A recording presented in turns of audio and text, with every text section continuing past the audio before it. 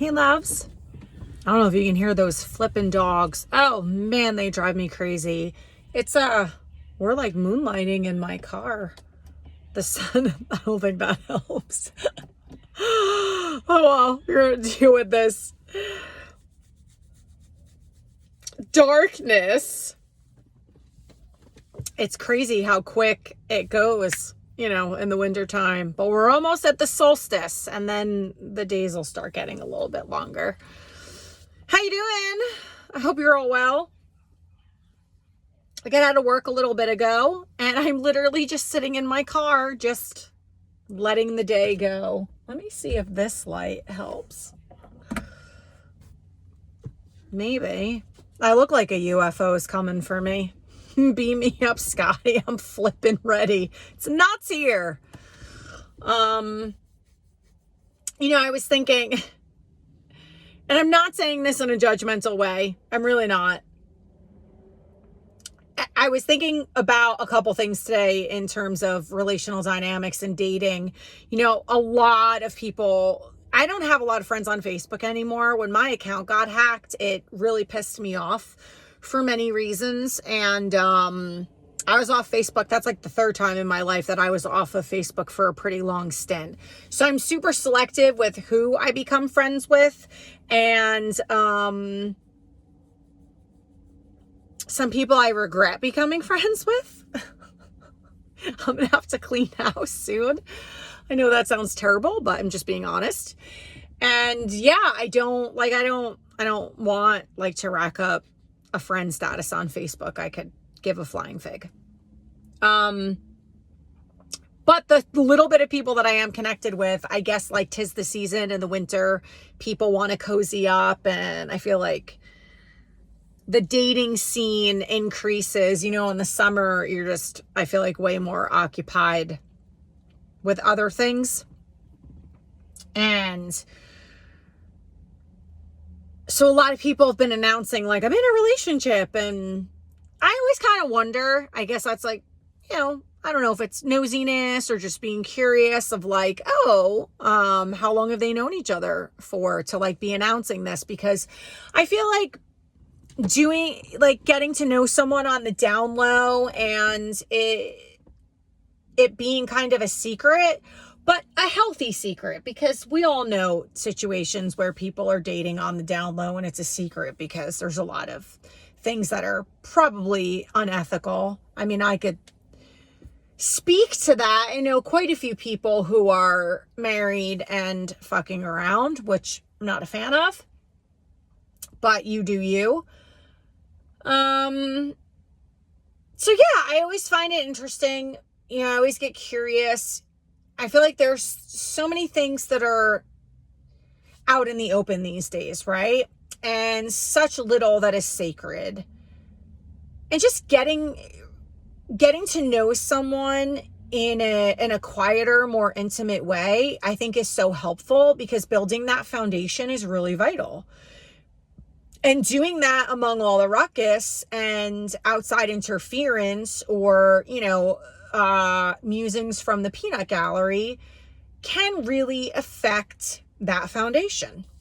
So that's just my 2 cents about that. I know people get excited, and I get it. And you want the whole world to know, and then months go by and we don't see pictures anymore and the content changes, and we all know what happens.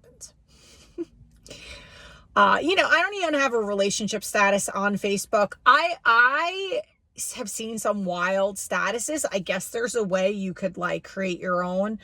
So one guy's is like in a domestic partnership. I'm like, okay, it's very, very, the verbiage is very specific. I always get a big kick when people like have divorced as their status. Find that one very interesting. It's like, don't really know if everyone needs to know that. I don't know how important it is. Like, I don't know. When I fill out paperwork, I don't even, they say like divorced, married, single, whatever the options are. I never say that I'm divorced. Like, it's been 17 years. Who gives a flying fig? Then also, and I can get into the whole ethics of that because, when people tell you things and you're just like, I don't want to know this. I don't always want to know people's relational stuff and what's happening behind the scenes when I know them, because I don't want to be third party involved. I don't want to be that bystander that knows what's going on, especially if I know both parties. It's a very awkward position to be in. And there are many reasons that people date like on the down low, which I'm a fan of, but I think it needs to be for really good, healthy, logical reasons and not because you're up to no good. Or you're, I've had many instances where the person has one foot in the door and one foot out the door. And that's not a situation I would recommend anybody get involved in. You have to get to a point when you are at a certain level of consciousness and awareness and emotional intelligence. I have no desire to fuck with somebody's heart and mind, and absolutely refuse to tolerate that type of behavior. And when you put your foot down, you feel like the pool, and maybe it has decreased greatly. That saying, there's very little fish in the sea, which I disagree with. The sea is very big. Even in your specific area, there are probably more single, viable, available people that you just haven't come across, because socially speaking, if you're someone who's sober and you're not doing the bar scene and you're not involved in church or anything super community based, or you're extremely introverted, there are many reasons why you might not be in the closer to the edge of the pool, I should say, if you're somebody who's not into online dating. But the other thing I wanted to talk about is I always find it interesting that people stay. I know so many people who stay in relationships that are like a total dead end. And this is me saying this because they're verbalizing this. Or another fascinating thing is, I can't tell you how many of my friends have caught their partners watching another woman. Like they're stalking that woman's Facebook account or Instagram, or watching her videos if she has like a deeper social media platform. And that's really interesting to me, because there's a difference between, oh my gosh, that person's a very attractive person. We're human. No matter what you want to believe, your partner is going to be attracted to other people, but it should never breach a certain boundary. So, my parents were really good at this. They were, married for 40 something years, 42 years, but they were together 44 years total, but, and then my mom passed. And I was always in awe because my dad would be like, they would go out to dinner with other couples and my dad would be like, yeah, so-and-so's new girlfriend, she's a beautiful woman. And my mom would be like, I know. And also, and my mom would do the same thing. Like, oh, wow, that man is so attractive. My dad would be like, yeah, he's a really good looking man. And I think clearly after being together for so long and having so many kids, you're so comfortable in your relationship that you've built such a deep trust that you can speak that way. But I think that's really normal. Where it gets ugly is when your friend is texting you, I'm bawling my eyes out crying. I can't talk to you right now because my 2-year-old is running around like a maniac, but my heart is in shambles and my mind and emotions are all over the place because I just caught my guy, beating off in the bathroom to so-and-so's, social media platform. And this happens so much. I just don't understand why people stay in relationships when they have feelings for somebody else. And so with that comes a high level of discretion in being able to really hash out, like, are the feelings deep? Am I feeling more than just lust or general curiosity about this other person? Or is it something deeper? And if it's something deeper, then it might be a good idea to do something about that. I mean, who am I, right? I can't tell you what to do, but I just find it really interesting that people stay in relationships. I'll give you a really good example. This is actually somebody, let me see if I can throw some other lights on now. I'm moonlighting in my car. It's so romantic. There was this guy. I adored him. And very good looking man.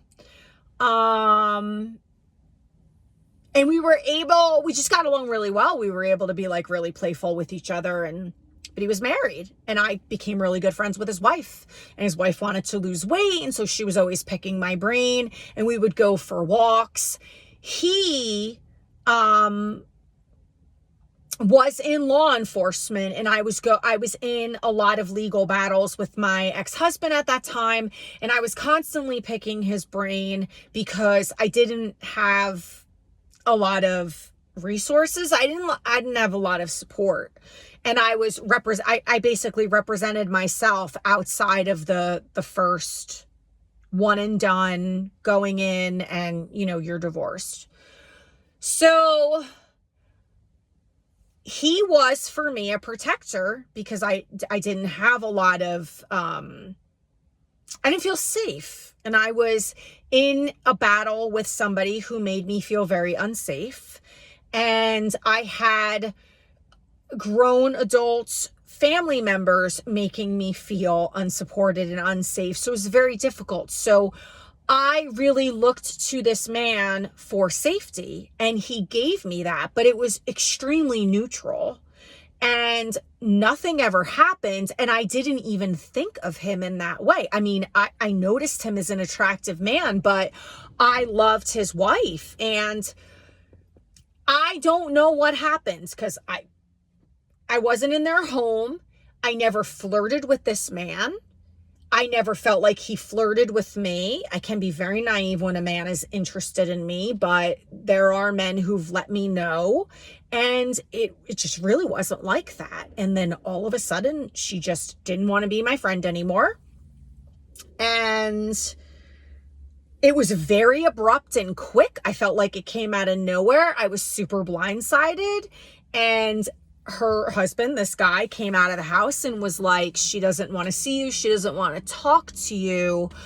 And I think you need to leave. And I was like, what is going on? And he was like, I'm really sorry. I'm super embarrassed. I don't know what to say to you.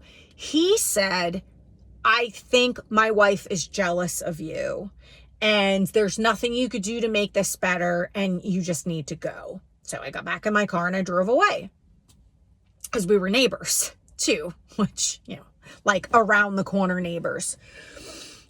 So I would see him on occasion outside of that, and it would just be running into each other in town and saying our hellos and how are you. We never brought up his wife. We never brought up the situation, and all these, exchanges were in very open public spaces. And years went by, and now I left the state of New Jersey. I'm living in South Carolina, and I get a private message from him. Hadn't spoken to this guy in a long time.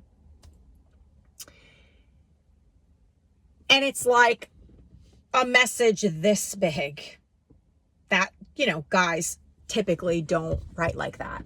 And he was like, I have to just come clean and tell you that I feel like you're my soulmate.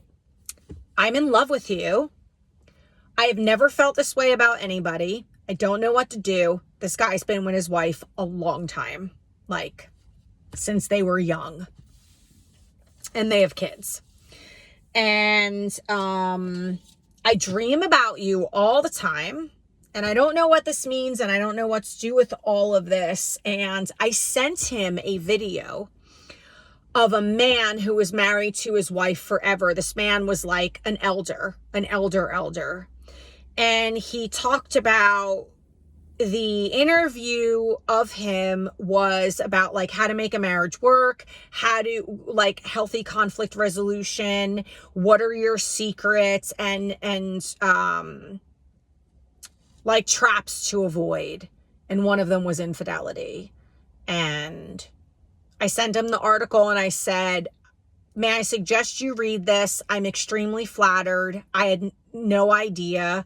And then he basically indicated that the reason why his wife stopped talking to me was because I guess she caught him maybe like looking at my pictures on social media or whatever. And I was like, oh, because again, I'm slightly naive. And I nipped that in the bud really quick. And I've not heard from him again. And we're no longer connected on social media, which is probably for the best. So I know these things happen. And I don't think what he did was wrong by contacting me. I think it was like eating away at him. And I can guarantee you that if I gave him the green light, I probably could have had a full-blown affair with this guy. And that's not who I am. And I really believe that he loves his wife.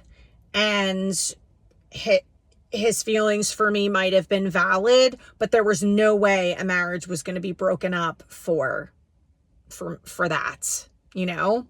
So I know these things happen. So it's interesting to me that people stay, especially people. Now, that example I gave you is a little different in my opinion because they had a huge history together.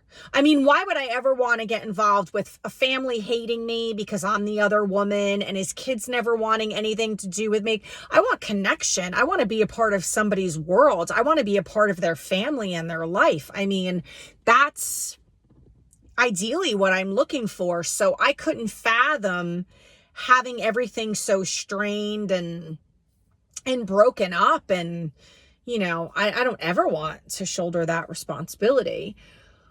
But people who are just like newly in something, I mean, if you are having feelings and thoughts and like stalking somebody else's account, maybe you should think about if you're headed in the right direction and then weigh out whether it's just, you know, lust, or are the feelings deeper? Like, do you think you could really have something with the person that you're vesting interest in within your partnership with an existing person? And here's why. And also I'll give you another example. I think I talked about this before. I had a friend back in New Jersey, and we became very, very close. And she was like my best friend at that time. And I didn't know this for a while. You know, I'd met her husband, I'd met her daughter. They seemed to have like, and they did, they have a pretty healthy marriage. Nowadays, a lot of people are in really unhealthy dynamics. So, you know, I think they've created a very conscious partnership. They've made their marriage a spiritual practice. That's what they agreed upon because of their previous relationships. So they were both married. He had 3 kids. She had none. They were both married. She worked for him. Now, here's the other ethical dilemma. He was her boss, but they fell madly in love. It was clear that they had feelings for one another. Now, I have worked with many people, and I've worked for companies and cultures where that wasn't allowed. And here's the thing. People are going to do whatever they're going to do, right? So they're going to sneak it. They're going to be in stealth mode. So I always kind of thought that those rules were silly. But of course, you want to be ethical about it, and you want to do it the right way and not put it out there because it might not work out. And then, so it would be like no harm, no foul, right? So I don't think they did anything wrong. There are a lot of people who get hopped up in like, you don't date your colleagues, you don't date your manager, you don't date your boss. I think that's a bunch of bullshit. Because if you're a grown adult and you have any type of emotional intelligence and maturity, then you're going to know that you don't take down an entire team or an entire culture because your relationship didn't work out. You have to trust yourself enough also to be an adult, right? So they started having an affair. Now, what's interesting about this is as the guy, he was in an abusive marriage and he was looking to get out and she wasn't happy in her marriage. So now they're having an affair.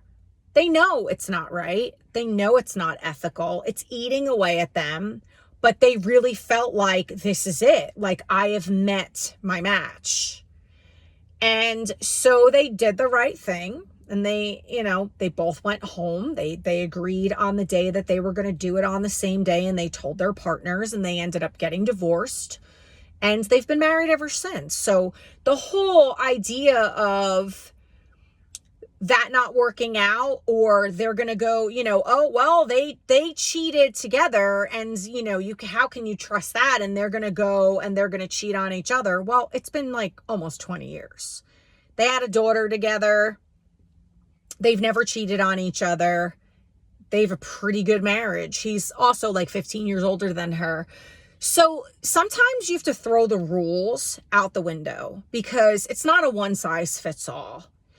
But it always fascinates me that people stay in relationships when their heart isn't fully invested.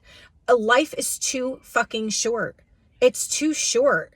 If you have found somebody where there's a meeting of the minds and it's hitting all the right buttons and the commonalities that you need to be a priority are there, and somebody who could match your energy.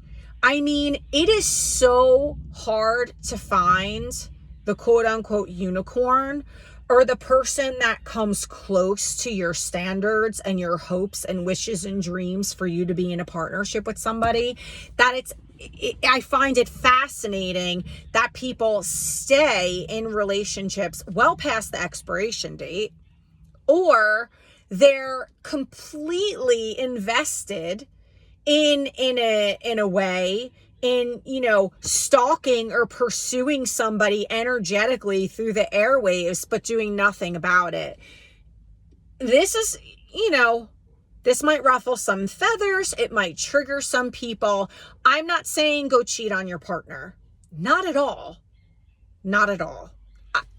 I was cheated on in several relationships and my marriage. It's not fun. It's devastating. I'm not recommending that. That's not what I'm saying. It would have been better if my friend and her partner went and told their spouses, I have feelings. I have feelings for somebody else. Like, I just have to be honest with you. I'm really in love with this person and I want to be with them. And if I can feel this way about somebody else, then it's not fair to you to stay in this marriage, right? It's really not fair to the other person, to the person you're with in the committed partnership. How unfair is that? I would never want somebody staying in a relationship with me when they're completely gaga for somebody else. Cut me loose. Be direct. Be fucking honest. Cut me loose. Yeah, it's gonna hurt. Yeah, I'm gonna feel beat up. Yeah, I'm probably going to feel a little devastated. Trust the person's going to get over it. Cut them loose, free them up so they can find somebody who's going to treat them the way they deserve to be treated and be loved the way they need and deserve to be loved. But we all do these weird upside down things and I don't understand it. I don't understand it. One last example, and I think I've talked about him before, my dear friend, my heart is still broken for him, who ended up with a woman, and he was the third marriage. And of course, his hope was, or his belief was, I'm different. This is different. And it could have been, right? Because people can fix themselves, but she didn't. And now his heart and his life are in shambles. And she fucked up fundamentally. For me, this is an issue of ethics, because there was somebody else. And I knew there was somebody else, but I couldn't say this to my friend because I know women. And what she was doing to him was so insane. I mean, she's telling him she wants a break. And then every time she needed her ego fed or emotional support or a favor, she dangled the carrot, she breadcrumbed him, she let him back in. And then, so there was so much emotional manipulation happening, and women are just wizards at this. And so, like, she went home to go see her parents, and she was like, come with me. And they were going to concerts together during the break. She was giving him indications and little blinks of green lights of like, yeah, we're going to make this work. And yes, there's hope. And then totally pulls the rug out from under him when she energetically, it was probably just too much for her, energetically speaking, to keep up with the charade, or she really started to develop feelings for this other guy. And then it was like, hey, by the way, I have a boyfriend and we're never getting back. And I officially, want the divorce. I mean, why couldn't she just say, I met someone else. I know this is going to devastate you. I know my track record. Clearly I have a problem with staying in committed partnerships, and move on. And I think they even had a conversation. I think he even said to her, I'm not seeing anyone else. I haven't slept with anybody else, and then again, this, for probably the whole time.